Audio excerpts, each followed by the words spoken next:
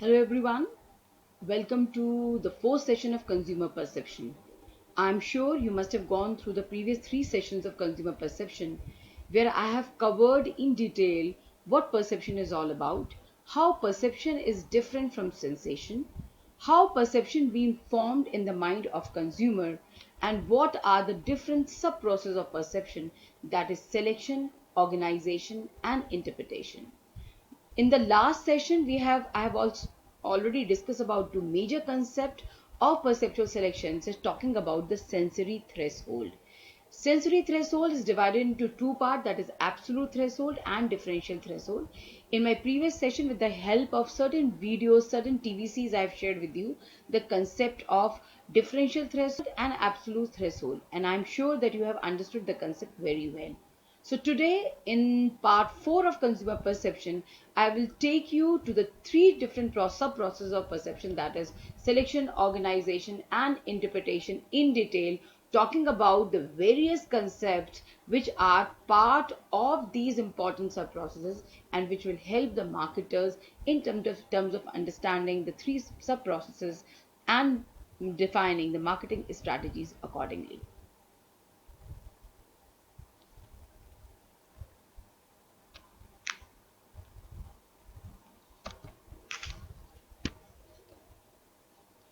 So we'll once again sharing with the process of perceptual selection. As we have already shared that we as a consumer, right? Sometimes we cautiously or subconsciously we are very selective about the kind of stimuli which we are getting from the environment. Stimuli selection generally depends upon two major factors, that is consumer previous experience and consumer motives. Selection also depends upon the nature of the stimuli and that point of time when the stimuli are there in the mindset on the external environment. What is the nature of the stimuli and what is the expectation of the consumer at that point of time and what is his motives. So with the end of this sub process, I think you are able to understand it very well that what marketing is to this exercise for all of you, that you are able to correlate that what marketing stimuli do you remember from your day so far. Why do you think you selected these stimuli to perceive and remember? So that is why this means I think you all must have you should have done this exercise to understand that how even though there's so many stimuli there in the external environment, but we generally perceive those, why we generally perceive some stimuli and draw certain attention towards it. So very first process of perceptual selection, another concept which we're going to talk about is selective exposure, right? Selective exposure as a word clearly says that consumer are very selective in terms of getting exposed to certain stimuli. As you know that people, we all are exposed to various stimuli day in and day out, but we have a certain tendency to seek out certain messages or stimuli which we find very pleasant and we are very comfortable with. We generally uh, found those stimuli which can sympathize with us and which can reassure us to buy a specific product or service. The second concept which we talk about is selective attention. Heightened awareness when stimuli meet the needs, consumer prefer different messages and different medium. Then third, we'll talking about perceptual defense. That is sharing about screening out the stimuli which we are finding that they are very threatening. So I start with selective exposure with some of the examples that how selective exposure work. That selective exposure, I've just taken a small example to make you understand. I think you all must have seen a very old advertisement of National Egg Coordination Committee, that is NECC, which talked about Sunday ho ya Monday, roj khaye ande, right? But suppose a consumer who is a vegetarian, who has got a different kind of idea, you can say intention towards a specific stimuli given by the NECC, he will not select that specific stimuli which is given by the marketer. So he will not avoid this kind of message and he will not pay so much of heed to it. So this is the process of selective exposure. Then second, talking about selective attention. Same thing, same example which I have shared with you, that of so many stimuli which we get day in and day out. We are attracted to certain stimuli depending upon our need and specific motivation at that point of time. We see general ads coming on television, but if we are not intent to buy that specific product and services, we are not very curious about that. But suppose if I've given example also, a person who want to buy a refrigerator in coming 2-3 months because the previous refrigerator he want to replace, then obviously now because his motive has changed, as the specific situation has been changed, so he'll be looking forward for the certain stimuli which will help him in terms of decision making what refrigerator to buy. So he will look forward for that stimuli, and he'll be drawing his attention to the specific stimuli which will help him in taking certain kind of decision which will help him in purchase process. Perceptual defense, I think you all will agree at one point of time, generally we also do certain thing, that it is a psychological tendency of consumer itself. We generally avoid those things which we generally feel like we know, actually we know that they are very bad for us, but when we see certain kind of messages related to those kind of product or service, we generally want to avoid that because we want to we are not very comfortable with that. So I've shared a very common example. I think you're very well versed about that. So suppose like a smoker is being exposed to an advertisement stating the harmful effect of cigarette smoking. As soon as he sees such an advertisement appear, he would have a tendency to switch to another channel because he know that is something very bad. But he draw a line, he draw a mechanism of defense. He don't want to see that specific advertisement, so that he does not have to continue with the exposure to the stimuli and subsequent processing. So this is how the threat of getting that kind of stimuli in terms of his attention and get in the process of selection itself, he generally want to draw a defensive line of mechanism, so not to see that kind of specific stimuli. The fourth concept which we are going to discuss about is perceptual blocking. So perceptual blocking is all about that a tendency of a consumer to mute the television, or when we see the channels being bombarded with so many advertisements, what we do is then generally zap the channel. We just switch over one channel to another because we want to avoid such kind of advertisement.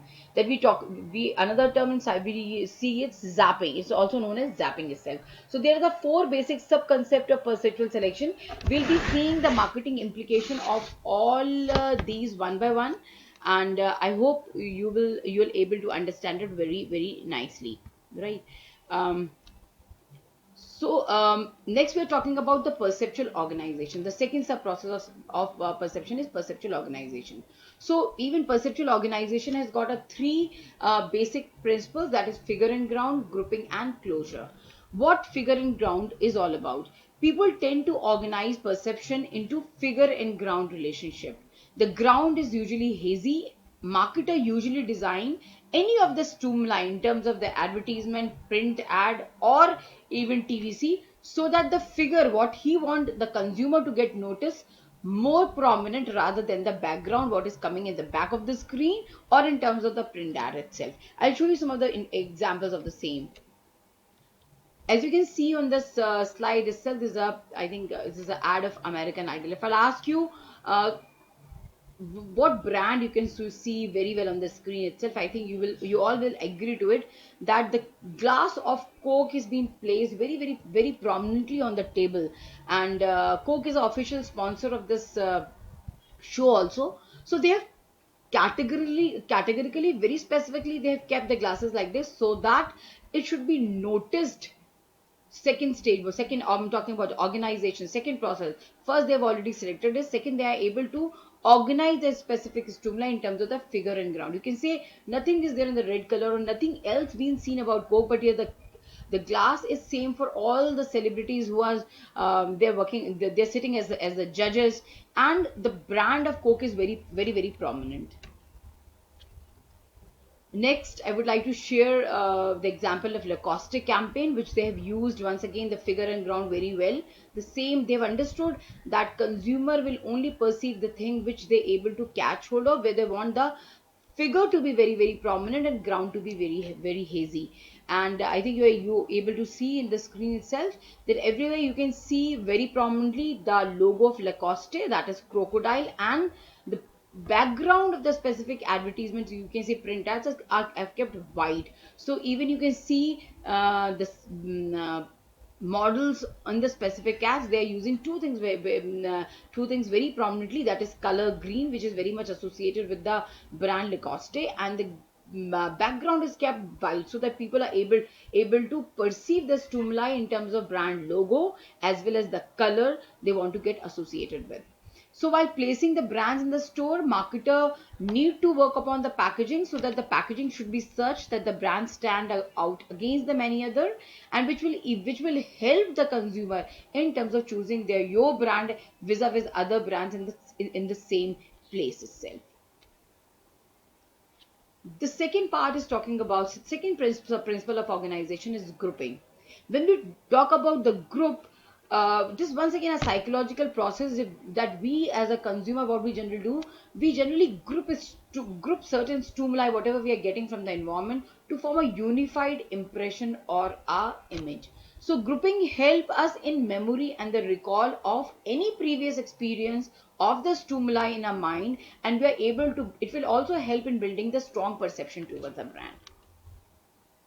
I've written a certain this thing implication for the same how we do, but I think you all must have seen the Me Too brands like Colgate, Bisleris also. In that Me Too brand, if you just go and see that they have written the spelling wrong, Coolgate, but the packaging remains the same, where they actually want to draw about this process of grouping, where they want people to get register the brand that is grouping. They know the toothpaste should people are using is Colgate. So with the color of packaging, they want people to identify the Me Too brand just like a Colgate, and that is how the brands or the duplicate brand they sell their products, helping taking care of helping the process of grouping.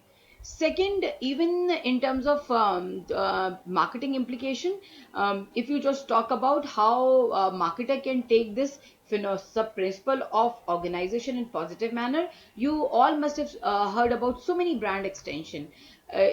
Just take for example, Dove has come up with so many variant in even in the shampoo itself, where the objective is that they always want to keep the thing in mind that yes, brand Dove should always be registered in that mind. Later on, it will also help in company on deciding about certain brand extension what they're able to. That is how company can take help of the previous brand logos and names in terms of helping in terms of launching the new variant, so that consumer is able to register it very easily into the mind.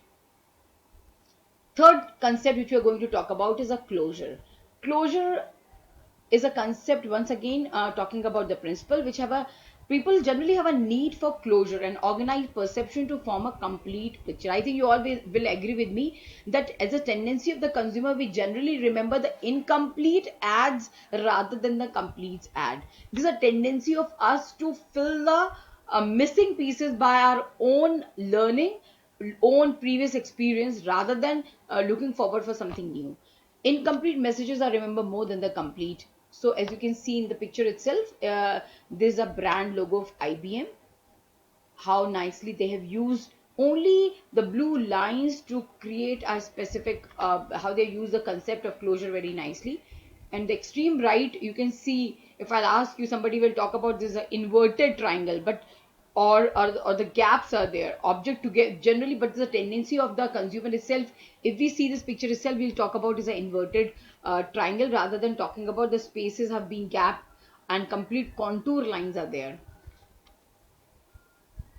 Third part which we'll talk about is our interpretation. How third process, first of all we have already selected the stimuli, second we have organized as per our understanding, and third we are talking about interpretation. So I'll take you to the next part of interpretation in the fifth part of perception in the coming slide. Till then, happy reading, enjoy, kindly go through the all previous sections of the perception and clear all your doubts. Thank you very much.